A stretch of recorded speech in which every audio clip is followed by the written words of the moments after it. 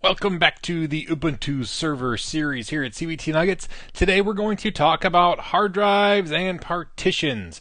Now, I was going to just include this nugget in with the installation nugget, but I realized there's a lot to talk about when we start diving into partitions and RAID and LVM and all that sort of stuff. So this is its own nugget, and I think it's very informative. So let's go right to pictures that I've drawn, which are most likely horrible pictures, but I'm going to explain these. So first I want to talk about why partitioning schemes are less important nowadays than they used to be. Back in the day, it really mattered exactly how you separated up your hard drives to make for an efficient system. And I want to start with the example of building a campfire. Now, there's the right way and the wrong way to build a campfire. I'm going to say the right way, and since I can't hear what you're saying, I kind of have the la la la la la fingers in my ears kind of thing going on. So if you disagree with me, I'm never going to know. Basically, the way my wife builds a campfire is she takes all of the logs and she leans them into a little teepee-shaped thing. In fact, this is called the teepee method for building a campfire, right? You just lean all the stuff in there. You light the fire, and the fire burns down, and you keep leaning stuff in on it. Now, this is bad for a couple of reasons. My ideal way to build a campfire is with the log cabin method. So basically, you have a very stable log structure crisscrossing back and forth. The fire emanates from the middle, and you get a nice even burn. When they start to collapse, they collapse in on themselves in the middle of the logs. The fire contains itself into the pit, makes a nice bed of coals. This is the proper way, according to me, but not my wife. See if I can make a thumbs up sign. This is the proper way to build a fire. That's a thumbs up, just so you know. The reason that this is bad is not just because I don't like it, but I personally don't like it when the stuff falls over. In fact, if I were making a case, I would say that if one of these logs falls over in the wrong way, it could create a a catapult, and launch fire across the yard, starting a forest fire. And so basically the TP method is it's dangerous for everybody, right? No, actually we all know better. We know that right now there's more gas fireplaces anymore than there are log fireplaces anyway. But nonetheless, this is my silly example of why organization matters. Same thing with, let's say you're a barbecue person. If this is my Weber smoker grill, these are the charcoal briquettes. If you throw them all over the place, you get uneven heating. You get a hot spot here, ice cold in the middle, so that the burger that's placed right here is raw, and these are tiny little burned up burgers, possibly on fire. So this is the wrong way. If it's properly stacked up into this nice pyramid, once it gets hot, you can spread them all out and you get a nice even flame. But just like with this, we know that most grills now are gas grills, which tend to heat evenly. All right. Now that brings us to the whole point of this nugget. So pretty much you can ignore everything I've just talked about, unless you really want to have an argument with people about the proper way and the incorrect way of building a campfire. But when it comes to partitioning, it used to be that you would have one drive. Let's say it was 20 gigabytes, or you might, if you were rich or had a really expensive server, have two drives. And what you would have to do is decide where you would best split up information on here so that both drives were being used optimally, and not one being used constantly and one not being used constantly. Okay? So the problem is this isn't really the case anymore. Nowadays we either have lots of very large capacity drives that we split up, or more commonly we actually have a SAN where all of the data is pooled together and split up logically, or even an SSD where partitions don't matter because they spread data across the entire physical space of their storage anyway. So partitioning is much less important than it used to be for performance sake. You can still do it if you want to split them across drives, but it's generally not the way things are done anymore as far as for speed or reliability or planning goes. Okay, so this is why partitioning is less important. What I want to talk about now is what sort of partitions are we talking about on the drive? So when we talk about partitions on a Linux system, we're talking about where files are stored and how those are split up. In the Windows world, it would be the A drive and the C drive and the D drive and the E drive and the Z drive. In Linux, it's all partitions. Basically, you mount a drive as a folder in the file system space. So think of, you can have a folder, or that folder could be an entirely different hard drive. And the partitions, now there's a ton of partitions that can be defined, and in the olden days there were like probably a dozen that were commonly used. I'm going to talk about the major ones that you should probably understand at least what they do. Now, just the slash, just the root partition. So this is going to be the catch-all where everything goes. Remember, it's just a file system. So at the root level is where everything goes unless it's somewhere else. Unless you decide, I'm going to put a hard drive at the boot folder or the boot level of the file system, well then it's not going to be stored on the same physical media that the root level is. It's going to be on its own media. So the boot is a partition. Now, back in the old days, I don't know, not that long ago, maybe 10 years ago, you had to have a boot partition that was under a certain amount of megabytes, or the system couldn't load its RAM disk. It was really complex. Basically, you would just create a boot partition that had like 100 megs and life was good. Now, you don't really have to do this anymore. Every modern computer, in fact, even not so modern computers now, you can just put the boot folder on the root of the system and it's going to be able to boot just fine in general. All right, so generally we don't have to worry about a separate boot partition. There are some cases where you'd want it, but for the most part you just have the boot as a folder inside the root partition. Now, this is where we start talking about, remember we would have a couple drives in my last slide over here? Here, I'll go back. So here where we had like 2 drives in the entire system, well, in order to split up the load so that they were both doing disk I/O about equally, what we would do is we would say the user partition. Now, the user partition is where programs are generally installed. So like user bin, this is where the binary programs are stored. If you install a program, it installs its stuff in the user partition. And basically that would get a lot of read I/O because it would be constantly reading all of the data in that user folder when it launched programs. Okay? But you wouldn't generally write to this very much, if at all. In fact, sometimes you could even mount this read-only because you almost never had to write anything to the user directory unless you were installing something. But in general, it gets a lot of read I/O, very little write I/O. Now, the home partition, or home directory if you don't have it as a separate partition, but the home partition or the home directory gets lots of I/O. It gets lots of read I/O and lots of write I/O. So this is something that you would generally put on its own drive. So back here in my other slide, we may dedicate this entire drive to the home directory where users' files are stored, retrieved, saved, configuration files are all managed constantly. Lots and lots of disk I/O in the home partition, so sometimes that would be a separate disk altogether.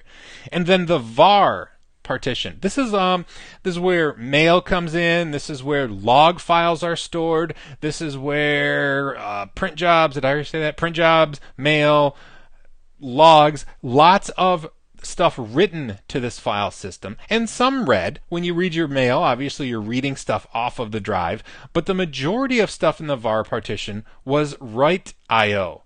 So a crafty sysadmin saying, I only have 2 drives, I know that the home partition is just going to get hammered with my users writing and reading constantly. Well, maybe I could put the user partition and the var partition, maybe they could all be on one drive.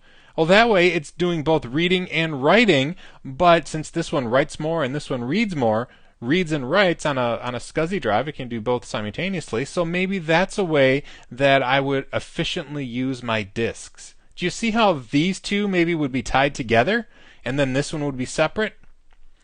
Back here, so this one would be cut in half. Half would be user, half would be var. And that would be a common way to make sure that the disk I/O here and the disk I/O here were about even.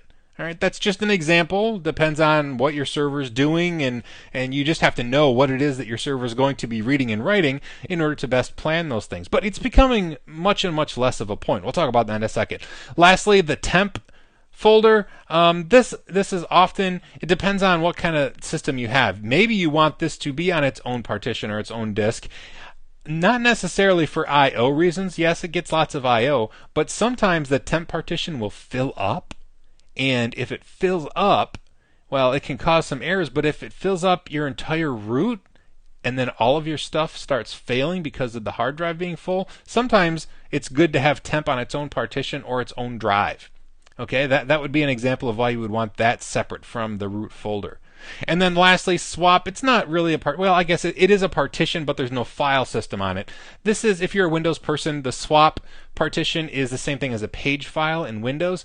You dedicate a partition on the drive to swap, and it gets lots of I/O if there's undersized RAM. Okay, normally the swap partition doesn't do much; it just sits there. But if you have undersized RAM, you don't have enough RAM sticks in your server for what it's doing, or at one particular time it starts eating a bunch of RAM, this I/O is going to skyrocket and possibly cause your system to slow down. So the swap partition is sometimes on its own fast drive if you don't have enough RAM. So that's partitions in a giant nutshell. But remember, since we're starting to do things like a SAN or even SSDs, sometimes splitting these up doesn't matter. And the reason, I'll give you an example with an SSD. If this is an SSD, it doesn't matter how you split it up. The SSD logic is going to evenly distribute reads and writes all across the medium so that it doesn't wear out in one spot over the other. It's all going to be done behind the scenes with its firmware.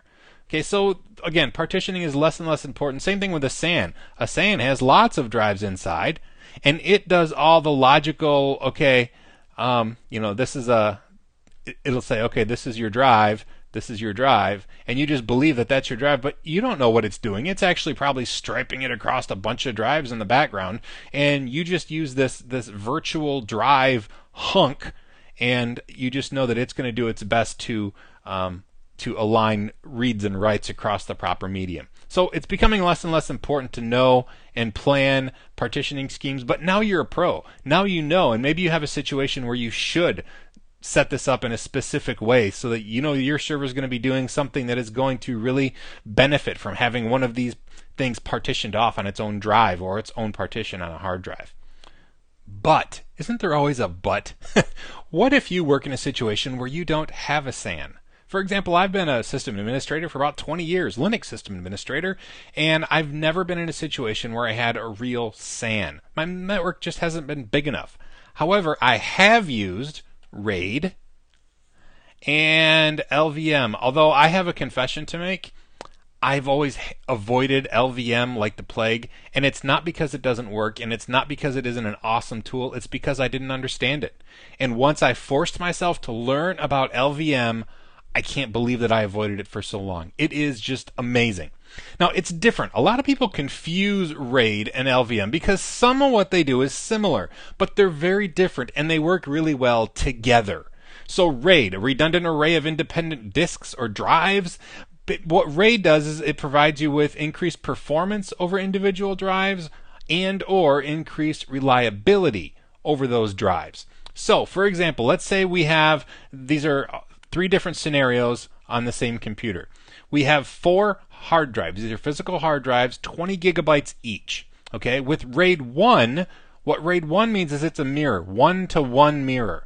And what it does is it says, okay, for every time I write something here, I'm going to write it over here. Every time I read something here, I'm going to read it from here, make sure it matches.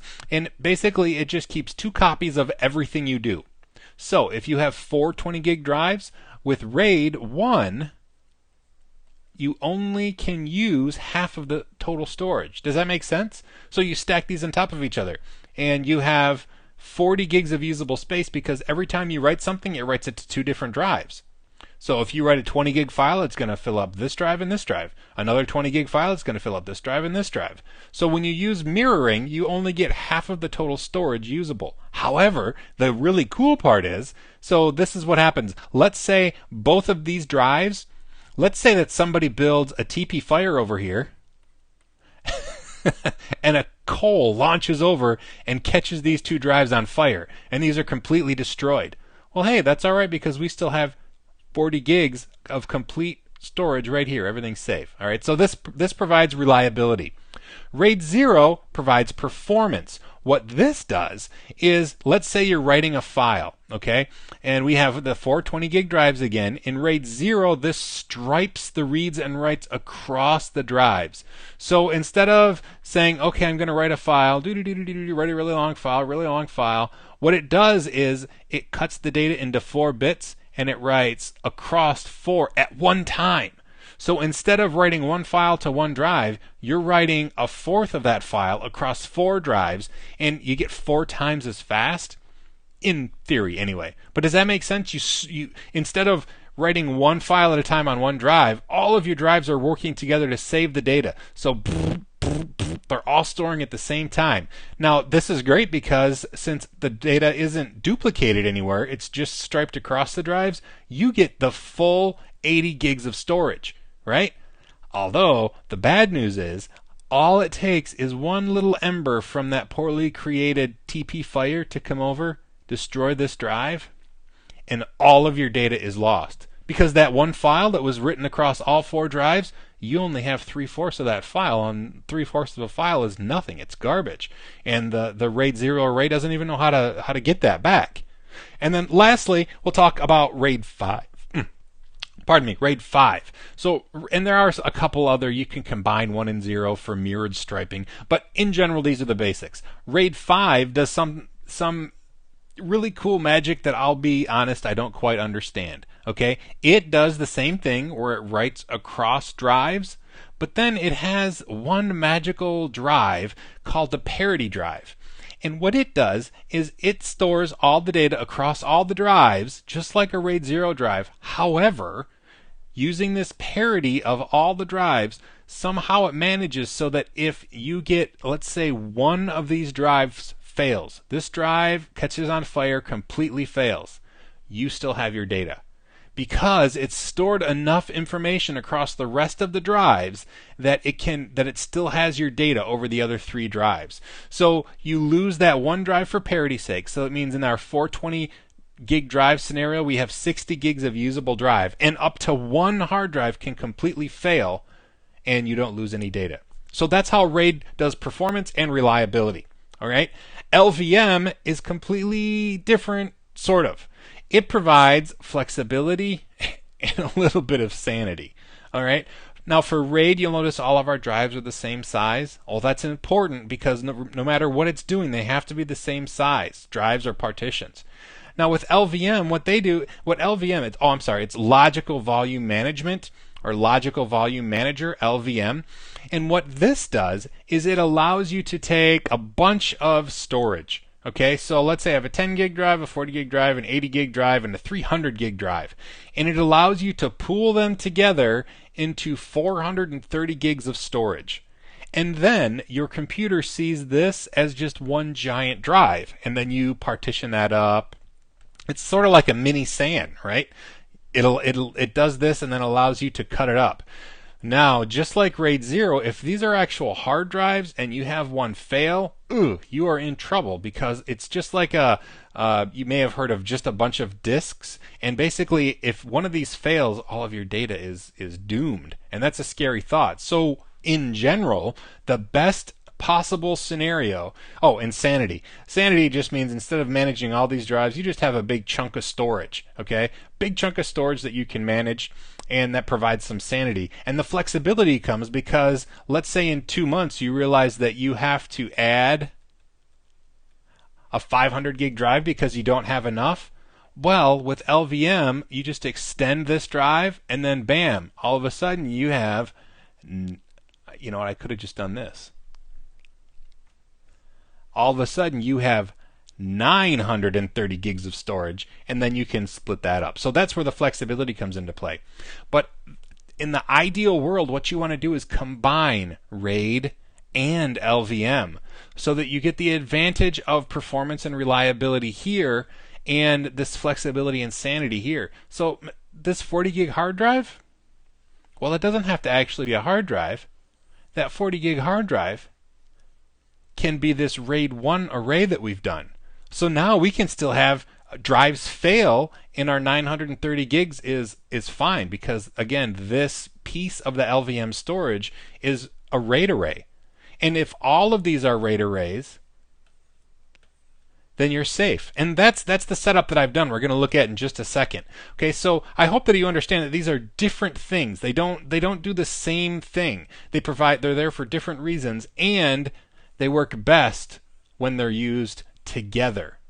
All right. If you've been afraid of using LVM for years because it seemed complex and it added a layer of complexity to an already scary endeavor dealing with hard drives, I got to tell you, I did the same thing. I thought, why would I add a layer of complexity onto, one more spot for it to fail? Why would I do that? In fact, in some of my writing over the past years, I may have even said things like, just avoid LVM. It's another layer of complexity for things to fail. I was wrong. LVM is powerful and awesome. All right, so I've set up our test system with RAID and LVM. I want to look at it because we've been looking at my silly slides for a long time. All right, so I want to describe our system, and then I'm going to show it to you. Now, I know that this nugget is getting long. Just bear with me for this slide, and then we'll go to the command line, check out what's been done, and move on. I just think the concepts are so important. I really want you to get it. I want you to go into our installation understanding what's going on the underlying system. Okay, so our system, we've looked at it in the last nugget, the server system that we have running Ubuntu server. Now, the main drive is a 20 gigabit drive, and actually for me it's a virtual drive, but for this it doesn't matter for this case. Just we'll say it's a 20 gig physical drive, and it's dev SDA. This is where the drive is located on our system. Okay, if you're unfamiliar, drives, every bit of hardware in the Linux world is also defined by a file system location. So dev SDA is actually the physical hard drive. All right, and this is cut up into a few partitions. SDA1, which is our root partition, and then SDA2 and 5. Now, if you're familiar with partitioning schemes, there's the primary and then the extended partitions on a drive. It gets a little confusing. Just know that we have the root partition and then we have the swap partition. This SDA2 just allows us to use an extended partition. It's what Ubuntu does by default, but it gets a little confusing. This is basically our swap partition.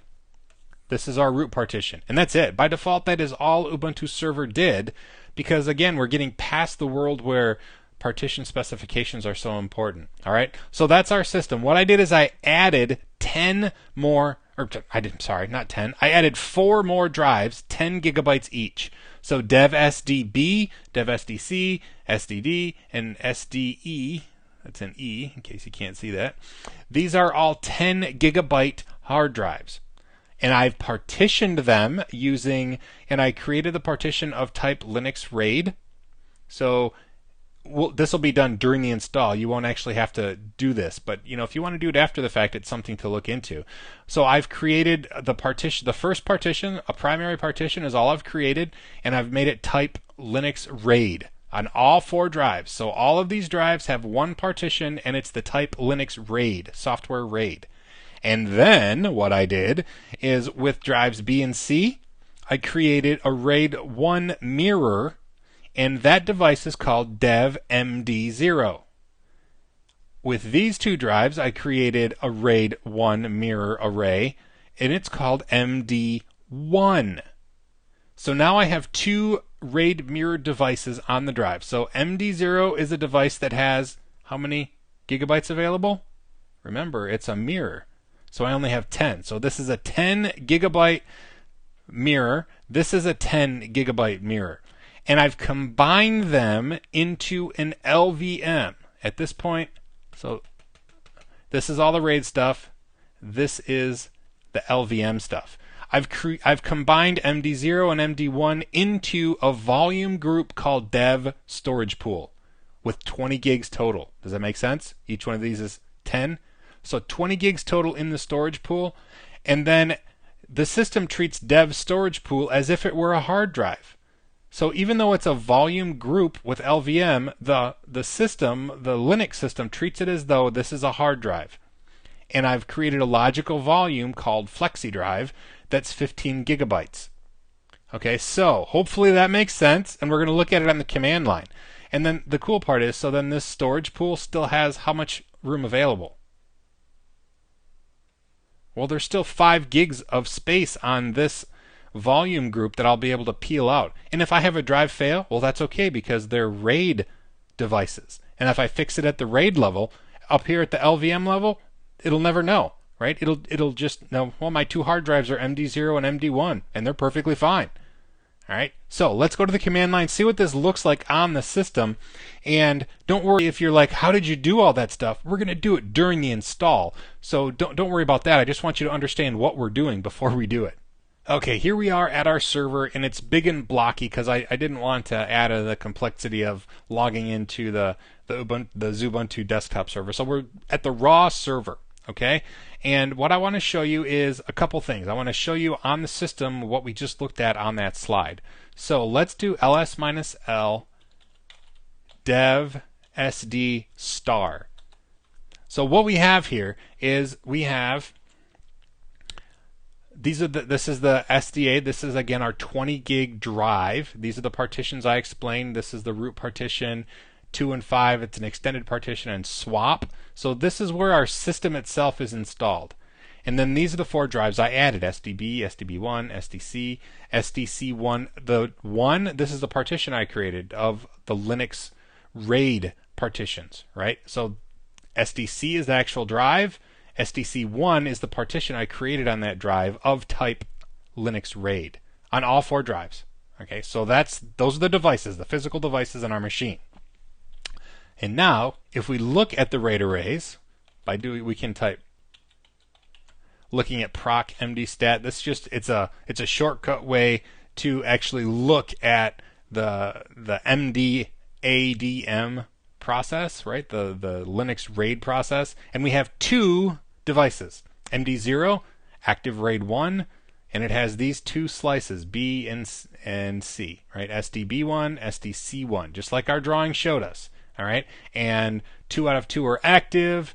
We're in good shape. It's working. This is fine. Same thing with MD1, except this is using 2 other drives. It's using SDD1 and SDE1 partitions from up here.